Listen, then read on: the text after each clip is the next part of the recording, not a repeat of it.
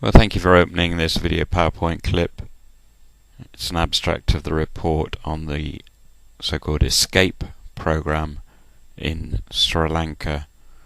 The origins of this development was the Lanka Evangelical Alliance Development Services Leeds and the so-called escape program. It's an excellent model of a church-based advocacy program.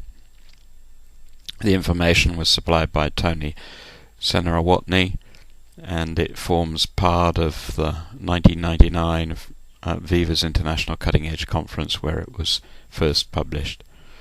And the challenge that he puts out at the beginning was, what was the church doing about it in relation to sexual exploitation in the area? The background is that he started with the local church recognizing the reality and the extent of children's sexual exploitation in Sri Lanka, and they began to recovery and rehabilitation programs to complement the advocacy work. And government, up to the president, became aware of the campaign and invited Leeds, that's Lanka Evangelical Alliance Development Services, to make recommendations about what could be done. So there were training programs, just an example of some of the things reported. Educating children is key to raising awareness of dangers of sexual abuse and exploitation. It's also important to educate teachers about what to cover in sex education. The Leeds team became aware that boys and also girls were being sexually exploited by locals, and there were a large number of child domestics were also seen to be at risk of physical and sexual abuse.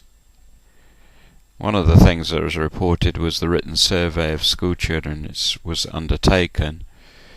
This was done in an area known to be at high risk from sexual abuse, and that 10% of children aged between 13 and 17 said they'd taken part in sexual activities.